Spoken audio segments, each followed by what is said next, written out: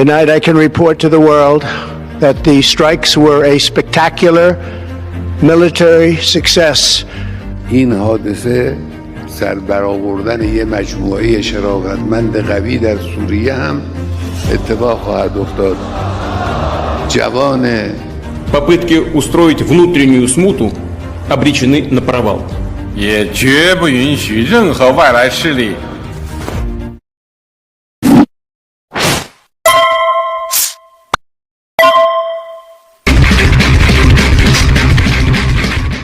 Langit malam di atas Teheran tiba-tiba terbelah, diterangi oleh ledakan dahsyat yang mengirimkan riak ke seluruh kota.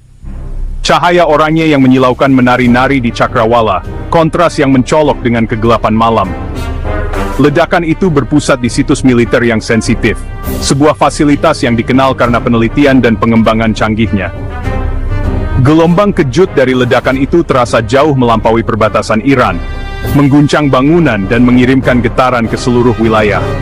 Kekacauan terjadi ketika para pejabat tinggi bergegas mengadakan pertemuan darurat, berusaha mengendalikan narasi dan mencegah kepanikan.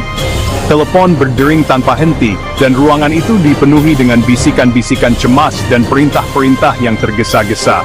Tetapi dengan cepat menjadi jelas bahwa ini bukan kecelakaan industri yang sederhana atau kesalahan manusia. Skala ledakan dan pola kehancuran menunjukkan sesuatu yang jauh lebih jahat. Serangan itu ditargetkan dengan presisi yang mengerikan, menunjukkan perencanaan yang matang dan intelijen yang mendalam. Itu canggih, menggunakan teknologi yang kemungkinan besar hanya dimiliki oleh beberapa negara di dunia, dan jelas-jelas provokatif, dirancang untuk mengirimkan pesan yang jelas dan tegas. Para pemimpin Iran dengan cepat dan tanpa ragu menunjuk jari ke Israel, musuh bebuyutan mereka di wilayah tersebut. Dengan nada marah dan menantang, mereka bersumpah akan membalas dendam yang tak terlupakan, menjanjikan tanggapan yang akan mengirimkan gelombang kejut ke seluruh Timur Tengah. Ini bukan hanya tindakan rahasia lain dalam perang rahasia yang sudah berlangsung lama antara kedua negara, sebuah permainan kucing dan tikus yang dimainkan di bayang-bayang selama bertahun-tahun. Ini adalah serangan langsung, terang-terangan, melintasi batas merah yang berbahaya dan berpotensi memicu konflik yang lebih luas. Selama bertahun-tahun, Iran dan Israel telah berperang melalui proksi, mendukung kelompok-kelompok bersenjata dan aktor non-negara di seluruh wilayah. Tetapi sekarang konflik itu terbuka, dengan kedua negara berdiri di ambang konfrontasi langsung. Warga Teheran bangun dengan ketakutan dan kemarahan, menyadari bahwa hidup mereka telah berubah selamanya. Kota mereka sekarang menjadi garis depan yang tidak disengaja dalam perebutan kekuasaan regional yang berbahaya, sebuah pion dalam permainan catur geopolitik yang berisiko tinggi. Dunia menyaksikan dengan napas tertahan, bersiap untuk tanggapan Iran, menunggu untuk melihat bagaimana negara itu akan memilih untuk membalas penghinaan ini. Bukan dari proksi yang beroperasi di bayang-bayang, tetapi dari militernya sendiri, kekuatan penuh negara yang diarahkan pada musuhnya. Pertanyaannya bukan lagi apakah Iran akan membalas serangan itu, karena pembalasan hampir pasti. Tetapi kapan dan seberapa merusaknya tanggapan itu, dan apa konsekuensi yang tidak diinginkan yang mungkin ditimbulkannya. Ledakan itu menandai titik balik yang berbahaya dalam hubungan yang sudah bergejolak antara Iran dan Israel, mendorong wilayah yang mudah menguap itu lebih jauh menuju jurang konfrontasi terbuka dan perang habis-habisan. Taruhannya tidak pernah setinggi ini, dengan potensi konsekuensi yang menjangkau jauh melampaui perbatasan Iran dan Israel. Kotak mesiu telah dinyalakan, dan dunia hanya bisa menyaksikan dengan cemas saat api menyebar. Tanggapan Iran cepat dan jelas.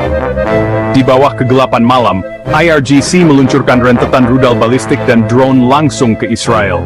Serangan itu direncanakan dengan cermat untuk membanjiri pertahanan udara Israel, menandakan eskalasi yang berani. Media pemerintah Iran menyiarkan gambar-gambar kemenangan, bertujuan untuk menggalang dukungan di dalam negeri dan mengintimidasi di luar negeri. Ini adalah perubahan dramatis. Tidak ada lagi proksi, hanya konfrontasi langsung. Teheran bertaruh bahwa apapun yang kurang akan dianggap sebagai kelemahan. Dunia menyaksikan lintasan rudal, mengetahui setiap rudal dapat memicu perang yang lebih luas. Iran telah bergerak, sumbu sekarang membakar menuju Yerusalem. Israel siap.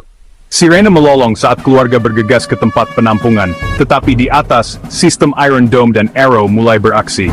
Rudal pencegat menerangi langit, menghancurkan sebagian besar ancaman yang masuk sebelum mereka dapat menyerang. Koordinasi IDF mulus, intelijen, pertahanan udara, dan jet tempur bekerja bersama. Pemerintah memproyeksikan ketenangan, merilis rekaman intersepsi yang berhasil untuk meyakinkan publik dan memperingatkan musuh. Sebagian besar proyektil Iran dihentikan, kerusakan minimal. Namun, beratnya serangan langsung Iran tidak luput dari perhatian siapapun. Israel telah melewati ambang batas, pembalasan tidak bisa dihindari.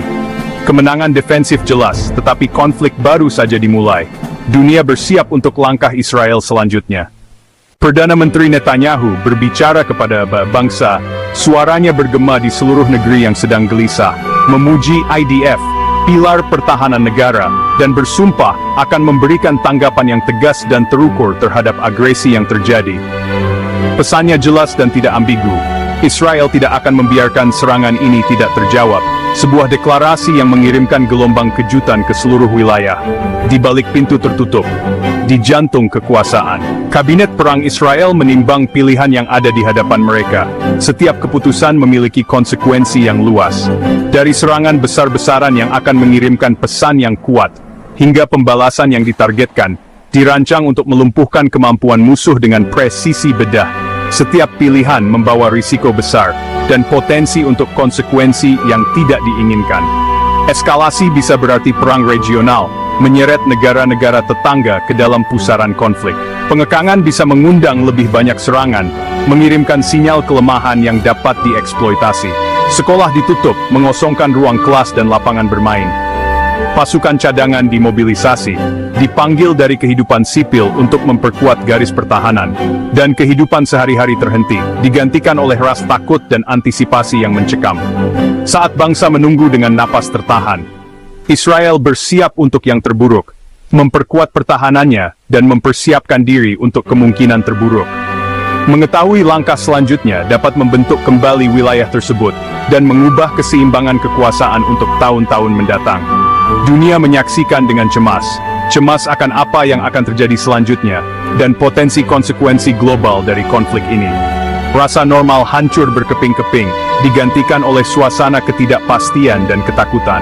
Hitung mundur menuju tanggapan Israel telah dimulai. Setiap detik terasa seperti 1 jam. Pertemuan darurat ini diadakan di Situation Room Gedung Putih, sebuah pusat komando yang aman dan terenkripsi.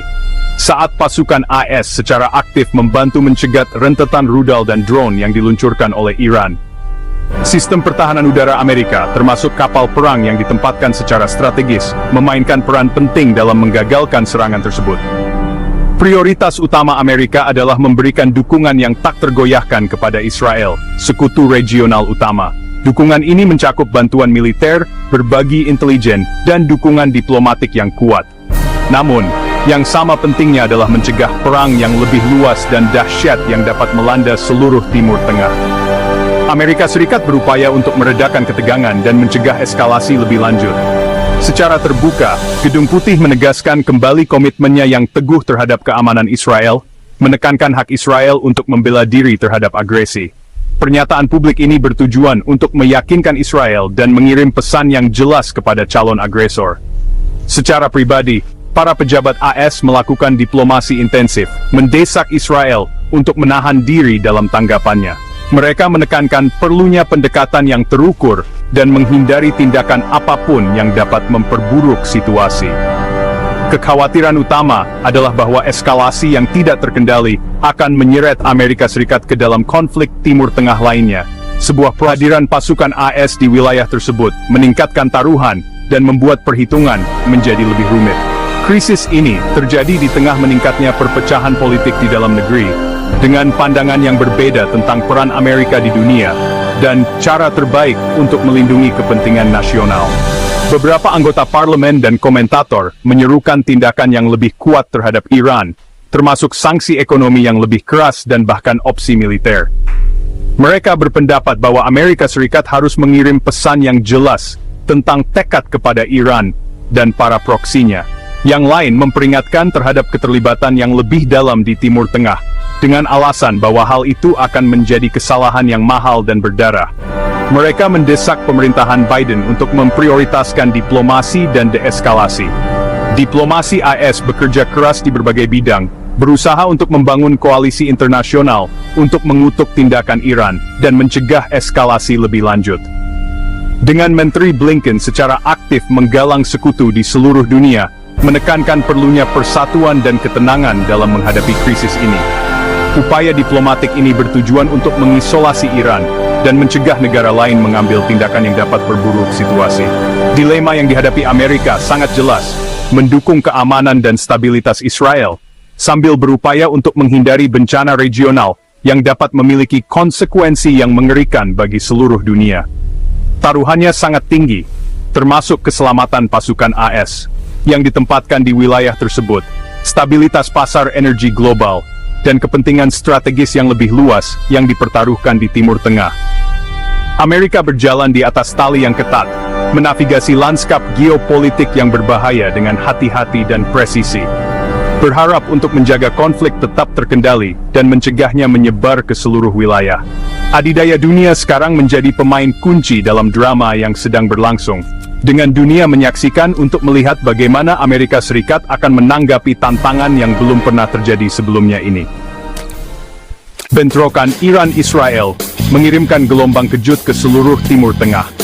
Hizbullah dimobilisasi, pertahanan udara Suriah diaktifkan, dan milisi pro-Iran di Irak mengancam pangkalan IS Houthi di Yaman mengisyaratkan kesiapan untuk mengganggu pelayaran di Laut Merah.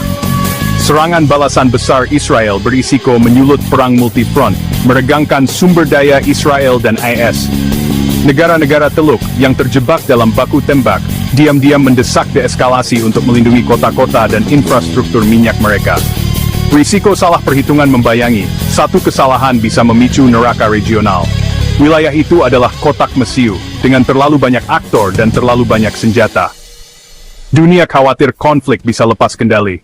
Pasar global panik saat harga minyak melonjak semalam. Ancaman terhadap Selat Hormuz, titik cekik minyak vital, meningkatkan kekhawatiran akan krisis energi global. Ladang minyak utama dan pipa di seluruh teluk tiba-tiba berisiko. Konflik yang berkepanjangan dapat memicu resesi, inflasi, dan kesulitan bagi miliaran orang. Krisis ini mengungkap ketergantungan dunia pada energi Timur Tengah. Negara-negara berebut alternatif, meregangkan aliansi dan memicu ketegangan baru. Bagi negara-negara berkembang, harga yang lebih tinggi berarti kemiskinan dan ketidakstabilan yang lebih dalam. Konflik Iran-Israel mengancam akan menyebar ke seluruh dunia, jauh melampaui medan perang. Saat ketegangan meningkat, para pemimpin dunia memohon pengekangan. Sekretaris Jenderal PBB memperingatkan konsekuensi bencana, sementara Dewan Keamanan tetap terpecah. Para pemimpin Eropa mendesak kedua belah pihak untuk mundur, menawarkan untuk menengahi dan mencegah eskalasi. Kekuatan regional seperti Mesir dan Yordania bekerja melalui saluran diplomatik, mengetahui biaya perang bagi manusia. Bahkan Tiongkok dan Rusia menyerukan ketenangan, khawatir ketidakstabilan akan mengancam kepentingan mereka. Meskipun ada seruan universal untuk perdamaian, baik Iran maupun Israel tidak siap untuk mundur. Seruan dunia bergema, tetapi jalan menuju deeskalasi tetap sulit dipahami. Nasib wilayah itu tergantung pada keseimbangan. Timur Tengah berada di ambang kehancuran. Perang bayangan sekarang menjadi konfrontasi langsung. Pertahanan Israel mencegah bencana, tetapi konflik inti tetap belum terselesaikan. Setiap pihak menghadapi tekanan besar, penghalang, pembalasan, dan kelangsungan hidup. Risiko salah perhitungan selalu ada, dengan jutaan orang dipertaruhkan. Dunia berharap untuk diplomasi, tetapi siklus kekerasan tampaknya tidak terputus. Pertanyaan tetap ada, dapatkah perdamaian berakar, atau apakah wilayah itu ditakdirkan untuk krisis tanpa akhir? Jawabannya tergantung pada pilihan yang dibuat di Yerusalem, Teheran, dan Washington. Masa depan Timur Tengah, dan mungkin dunia, tergantung pada keseimbangan.